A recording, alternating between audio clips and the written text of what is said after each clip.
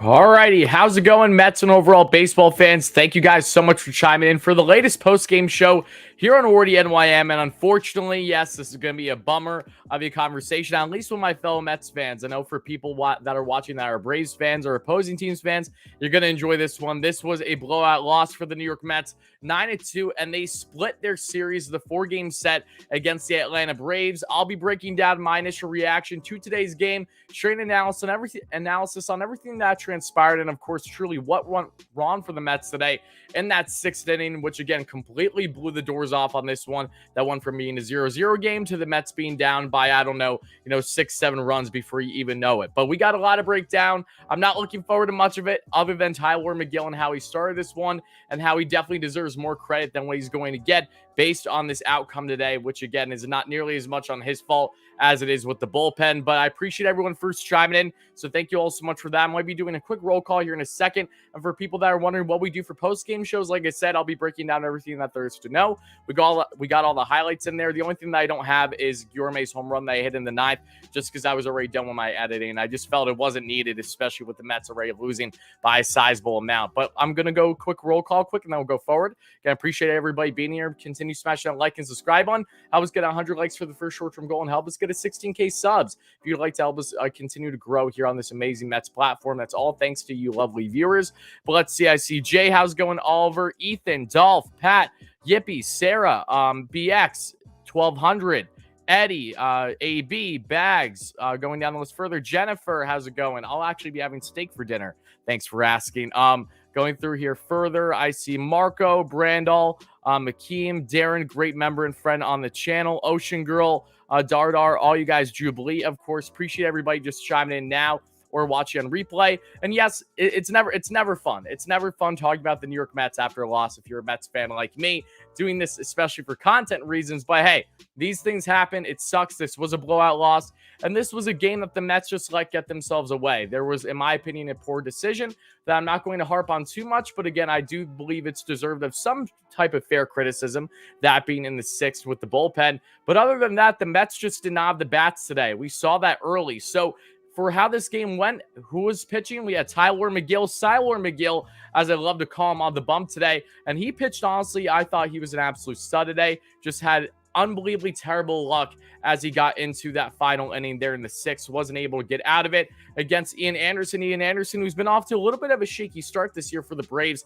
entered today's game with a 4.66 ERA, but he was able to pitch, only giving up 1 run to the New York Mets through 5.1 strong innings. So just like Tyler McGill, both had solid outings respectively for their respective teams. But the Braves coming off of a doubleheader sweep yesterday that felt so damn good. We all know how good that felt. And I told you guys as we did our post-game show last night to enjoy this, savor it while it lasts, because especially with a day game the next day for the series finale, before you know, if the Mets say lose, and that's what they did, then that sucks out all the excitement and all the momentum that you had. So it's a doubleheader sweep. They lost today, so they split the series, and the positives at least are that the Mets have yet to lose a series so far this season, but the negative again is that the Mets have now the Mets have not won a series for the first time this year. So that ends their historic stretch of winning the first 7 series to begin 2022 for the Amazons, but they did split against the reigning World Series champions. I'm not complaining about that. Again, this is a game that's going to be very easy for me to put water under the bridge, not talk about it much more,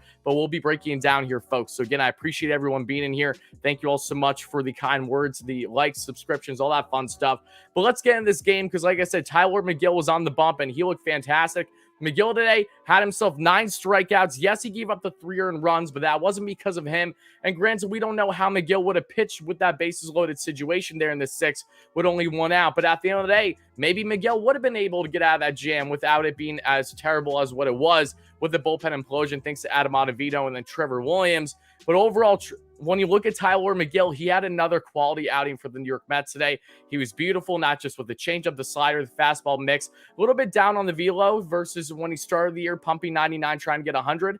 Knowing it's better to be effective and be better with your location on the velo versus, say, just trying to pump the highest tick possible to get a triple digits. That's not what you need to do to have success. If you can do it, great, but it's not necessarily that needs to be prioritized. And McGill's done that in recent starts and pitched 9 scoreless innings for the New York Mets through just under 150 pitches. So combined with his no-no that he had a couple days ago in the Phillies series, the combined no-hitter where he pitched 5 scoreless, he did the same again today until we got to that 6th inning. So a huge tip of the cap to Tyler McGill. He had another tremendous game for the New York Mets today. The Braves were hitless quite literally until they got to one of the final innings that McGill was in, and then of course everything transpired there. But as we start in the 5th inning for the New York Mets, there was a Lindor error, and that wasn't what broke up the no bid because it was an error. I believe it was Austin Riley who got on base safely. But right after that, Adam Duvall pulled a single to the left side in between the shift between short and third. And that was the first base knock of the day for the Braves after some beautiful innings there from Tyler McGill.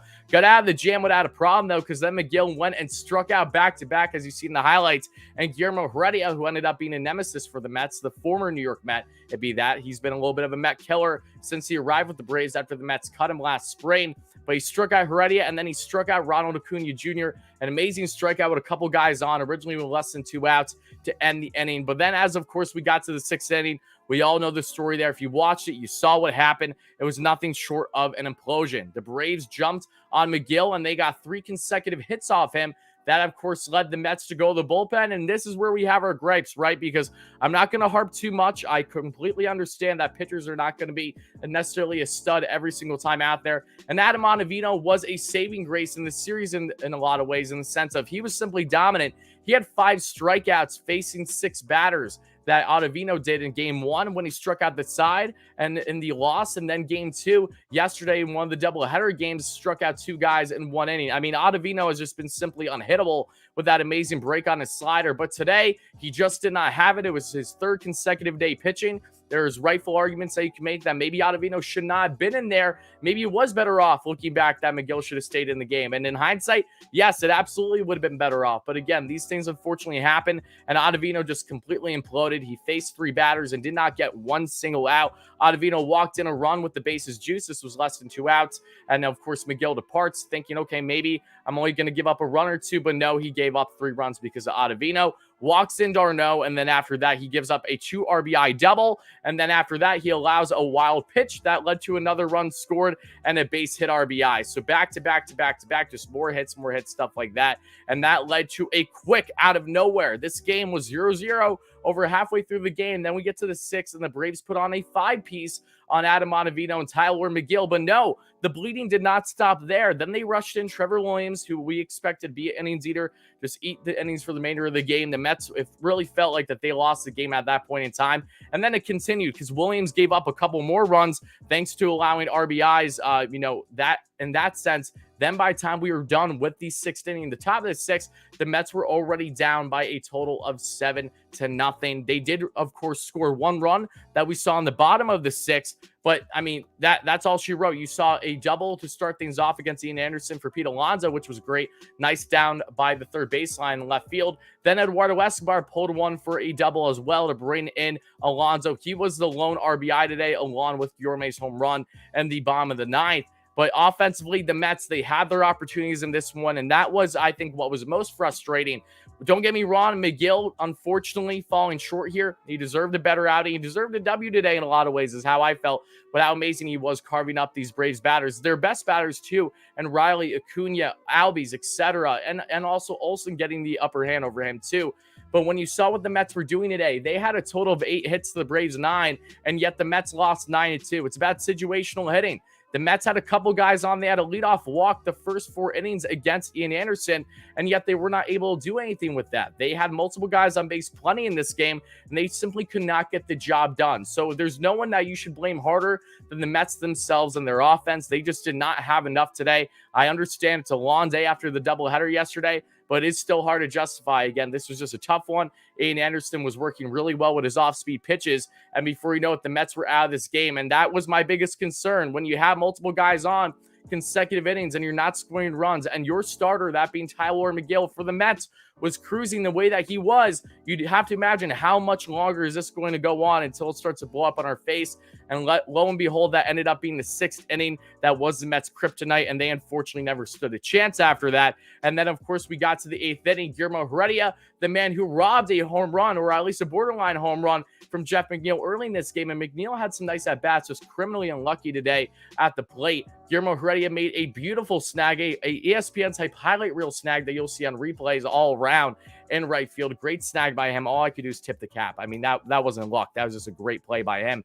But Heredia then ended up gaining the X factor, not just defensively, but offensively. Put the exclamation point on the Mets there in the 8th as he hit a towering 2-run bomb. And at that point, the Mets were down 9-1. Then, of course, like I said, in the bottom of the 9th, we had Luis Guillorme get himself a solo shot. One of his, I believe that's either his first or second home run of the year.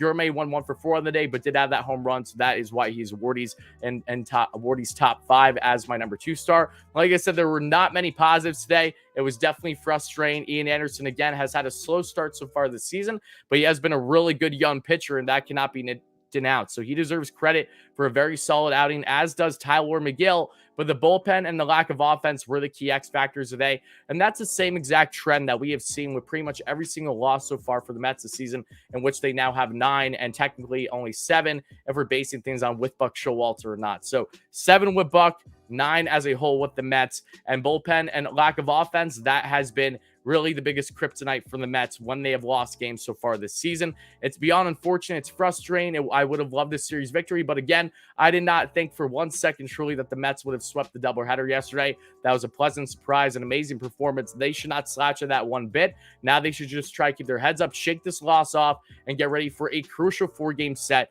against the Philadelphia Phillies. But if we go through the Mets lineup, like I said, folks, I do see some donations. I'll be addressing them soon. Thank you guys all so much for that. Same thing with your comments. Once I'm done breaking down everything that there is to know about this game, I'll begin your comments, questions, and concerns. So continue smashing that like and subscribe. And like I said, folks, I was getting 100 likes for the first short-term goal and help us get a 16K subs if you guys are enjoying the Mets content, regardless of the fact that the Mets have lost today. But if we go through the lineup for the Mets, this was a little bit frustrating, and I understood what Buck and the Mets were trying to do. They had JD matching up against Ian Anderson starting at DH. Now, personally, I would have liked Dom there, and I picked Dom as one of the key one of 3 Mets to watch in the series, along with that being also Pete Alonso and Starling Marte, I believe, and they both did well, but especially JD, who's been struggling as of late, has really just struggled overall to start the year. Him DHing today when Dom's looked good when he's had his at-bats. Like, we know that. He had the 2 RBI double yesterday, too. I mean, it's important to really reaffirm that Dom deserves more playing time. And when you look at it again, it's a very small sample size, but basically every single Mets hitter entering today's game against Ian Anderson has not had good numbers against him. There is only one player that was in the Mets starting 9 today that had a respectable campaign, a respectable handful of at-bats against Ian Anderson, and that was James McCann, who had an over 500 average, over 1,000 OPS in 10 at-bats. Again, it's very small sample size, but it should be noted against Ian Anderson. And when you look at JD didn't even have a hit in 3 at-bats entering today's game. Now, of course, JD did get a hit today, which was at least good to see. But overall, Dom Smith, who was one of the few Mets that at least has had the upper hand on Ian Anderson and a decent sample size of over 10 at-bats at least, has himself a 300 average and a 900 OPS. So I know it's small, and I know it doesn't mean much, and I know that the Mets and Buck specifically are playing JD, and I really think it's in hand with the Robinson-Cano effect, in the sense of they played Robbie a good amount of times, even when he wasn't deserving it, based on a lack of performance, to try to get him in a groove and see if we can get the best out of him before making a decision on his future. I see the Mets are starting to do the same now, more so with JD, not just based on what they felt was best matchup-wise, but also, again, JD has been slumping. He's been struggling with the fastball, too, not just up high, but right down the pipe. And we saw that today. JD, again, got a base hit. Mets had a lack of offense as a whole, so I'm not griping too much there. But the lineup as a whole wasn't necessarily the best that maybe it could have been.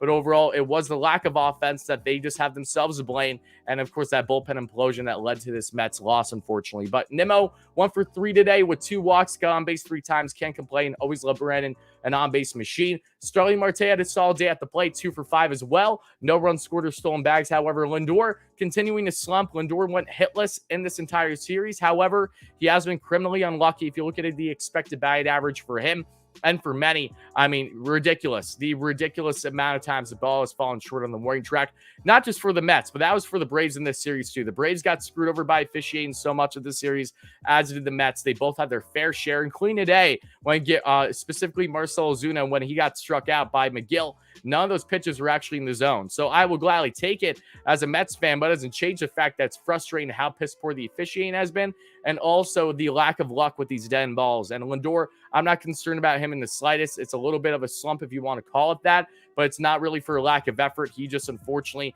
has been getting some flyouts and just under the ball slightly, or a great expected batting average that he is getting robbed by great shifting defense or just the ball as a whole. But Lindor 0 for 3, like I said. Alonso and my Warriors top 5 today, 1 for 4 with that double and that run scored. And then we also had Eduardo Escobar. He is one of my key guys today because he went 1 for 3, but of course had that RBI double that we discussed right after Alonso, back-to-back doubles there in the bottom of the 6th. Jeff McNeil 0 for 3 today, but McNeil again was unlucky. He still is killing it. A 337 average, a 871 OPS. Can't complain with Jeff. He's been killing it all year long. Dom Smith 0 for 1 when he pinched hit later in this one. JD 1 for 3, as I mentioned. Luis Gourmet just talking about 1 for 4 with that home run. RBI run scored. And James McCann 1 for 4. McCann, who's been swinging the bat a little bit better as of late, so I'm not complaining on that front either. But Adam Ottavino gives up 3 earned runs, not even in 1 inning because he got 0 outs. And then Trevor Williams in 3.2 innings gave up 3 earned runs, including 6 strikeouts, and was able to eat those innings for the Mets in what was an inevitable loss. At least that's truly how it felt, and that held true in the end. So a frustrating loss from the Mets. You know, I really don't think that there's too much more that needs to be said on it. I just hope that they bounce back the best they can against the Phillies. And I would like to let everyone know right now, I was debating on it. I actually think unless something drastically changes, I do believe I'm going to be doing a series preview for the Phillies 4-game set tonight, actually, starting 8 p.m. Eastern time. And the reason why I want to do that is that way there's more longevity for people to watch that prior to tomorrow's game. I try to, if I can do it at least a half day or a plus in advance for a series preview before a game, I do that because naturally once